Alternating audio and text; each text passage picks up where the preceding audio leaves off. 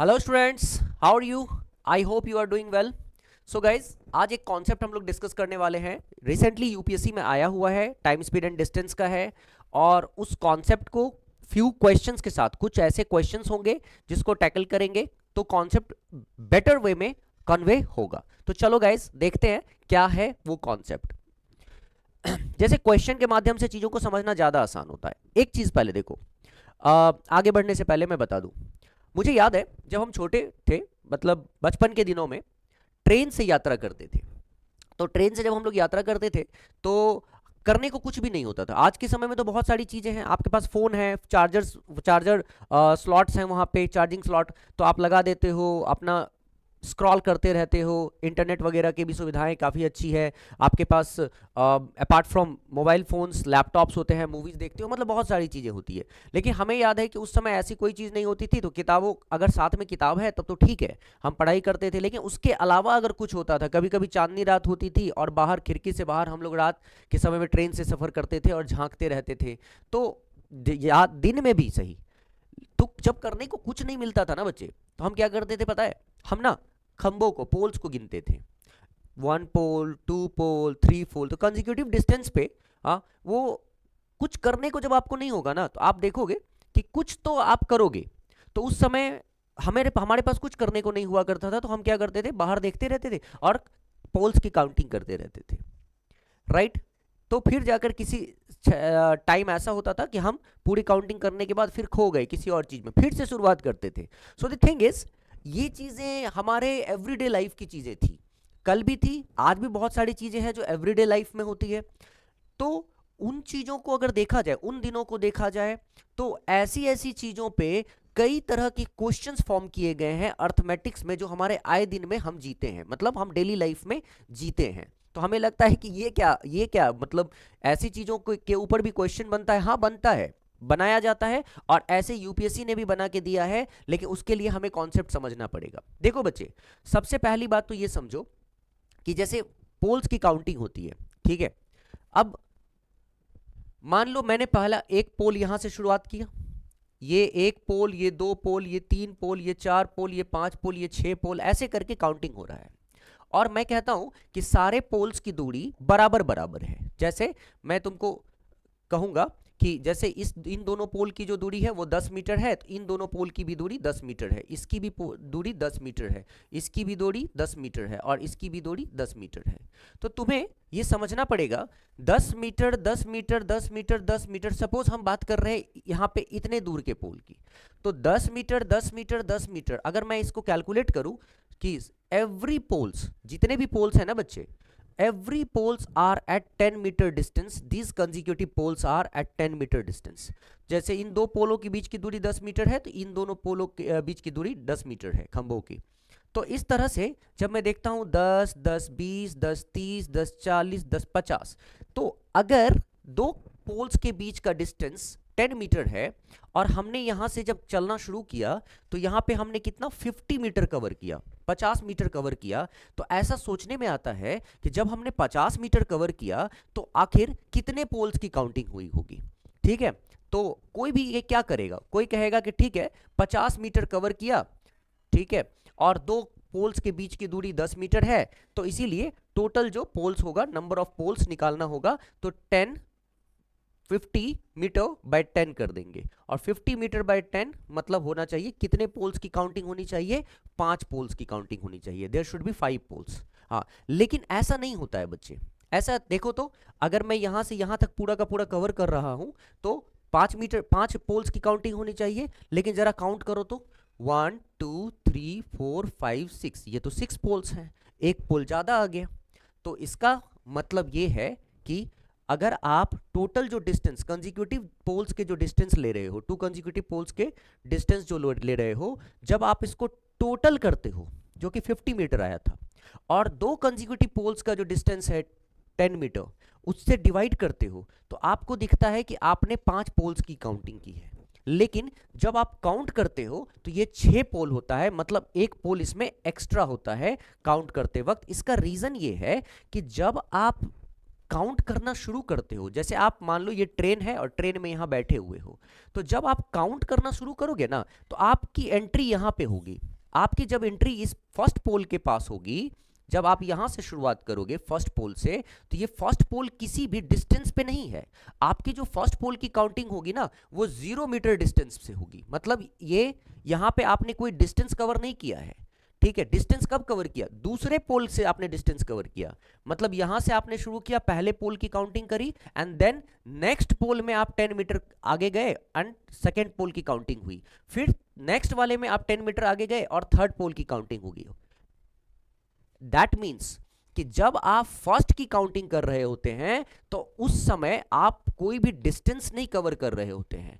आप कहां होते हैं? जस्ट शुरुआत पे होते हैं, और शुरुआत में इसको 0 मीटर डिस्टेंस पे कहेंगे कि first pole is at 0 metre distance. तो इसीलिए ये जो काउंटिंग के समय हम क्या करते हैं, डिस्टेंस काउंट करने के समय हम एक पोल को हटा देते हैं, क्योंकि वो 0 मीटर डिस्टेंस पे होता है। शुरुआत में सबसे पहला पोल की काउंटिंग डिस्टेंस में नहीं होती है, और उसके बाद हम डिस्टेंस काउंट करना शुरू करते हैं। जैसे कोई कहता है हमको 1 2 3 4 5 6 पोल्स हैं, और 2 poles 10 metre consecutive distance, 2 consecutive poles 10 metre distance पे है, तो कितने पोल कितने टोटल कितना डिस्टेंस होगा? तो हम क्या करेंगे, पहले वाले पोल को हटा देंगे, क्योंकि डिस्टेंस में वो काउंट नहीं करना है। तो बचेगा कितना? 5 पोल्स।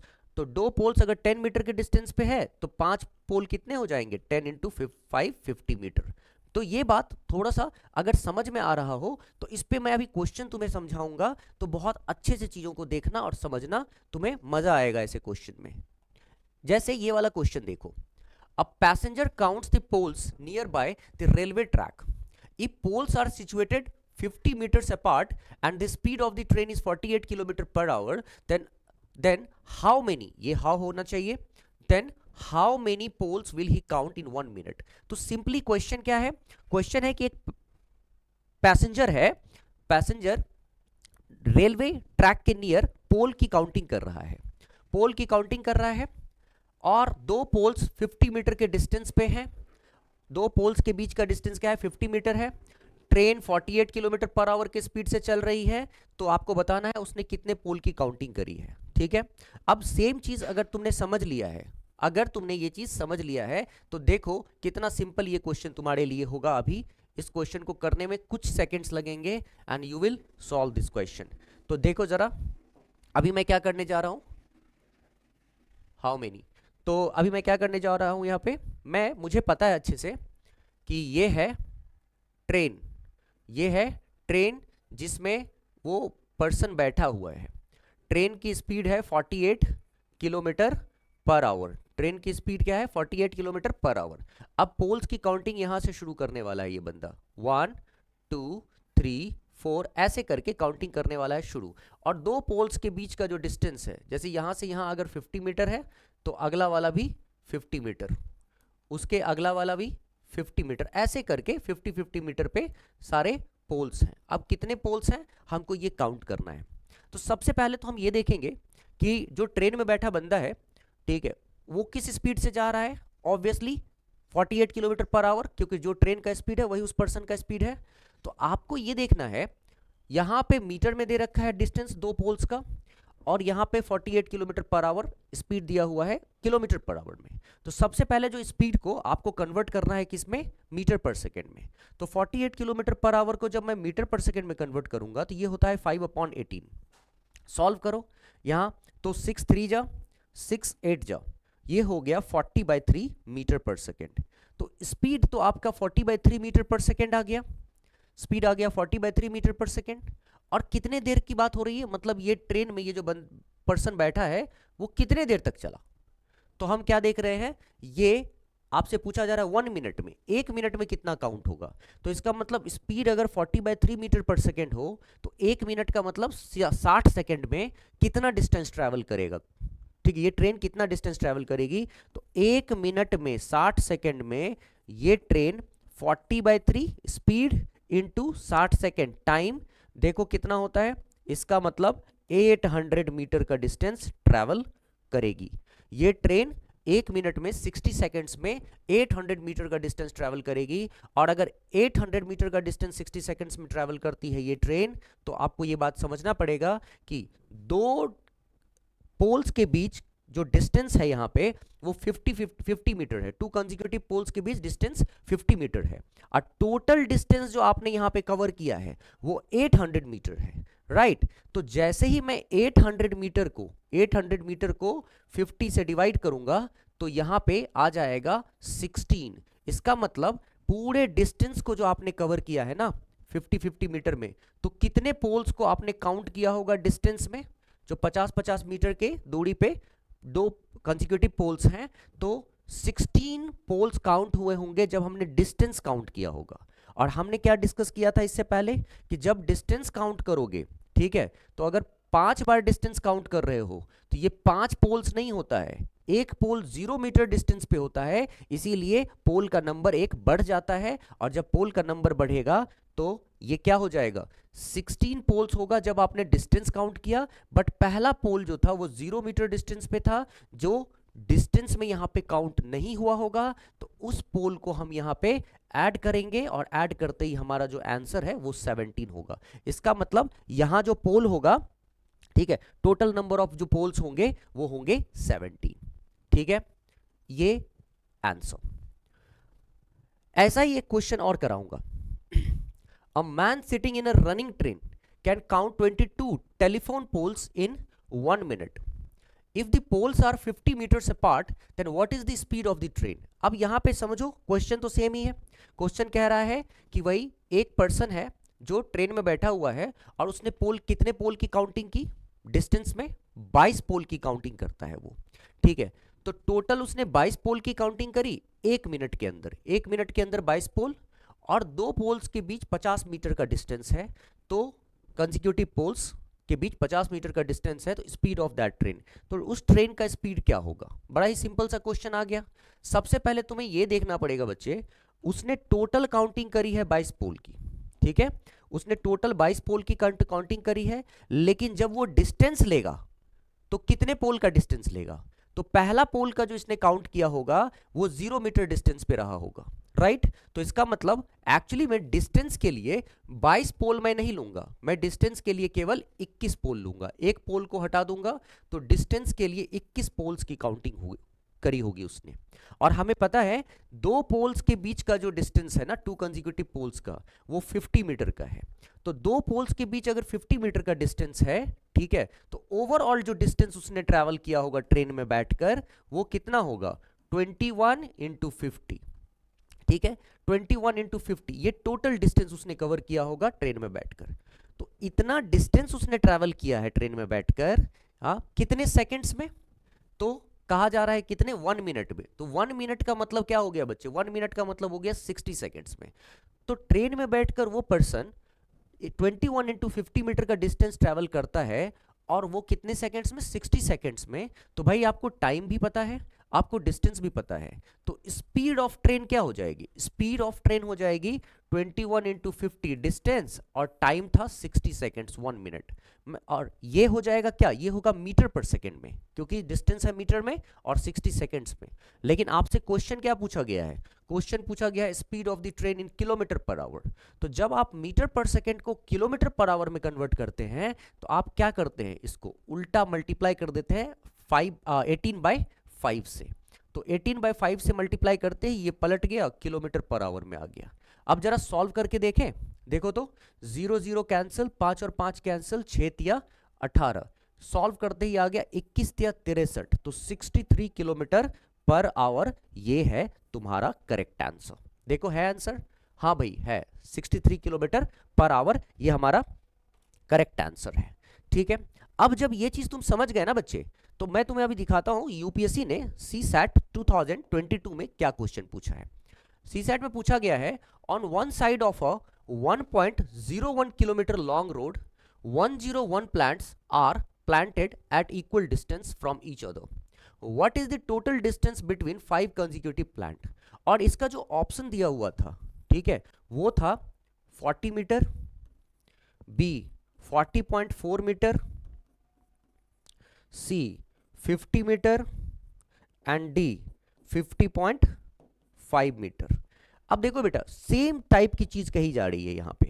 यहां तुम्हें बोला जा रहा है कि आप तुम्हारे पास, यहां तुम्हारे पास ये है पेड़, ठीक है, पूरा का पूरा एक तुमने यहाँ पे पेड़ लगा दिया, ठीक है, तुमने दूसरा पेड़ यहाँ पे लगा दिया, प्लांट तुमने लगाया, पेड़ मतलब पौधा लगाया यहाँ पे, थर्ड, ठीक है, इसी तरह फोर्थ, इसी तरह फिफ्थ, ऐसे करके तुमने बहुत सारे प्लांट्स लगा दिए और टोटल जो डिस्टेंस था ना इस पूरे प्लांट का 1.01 किलोमीटर था, ठीक है, टोटल डिस्टेंस 1.01 किलोमीटर।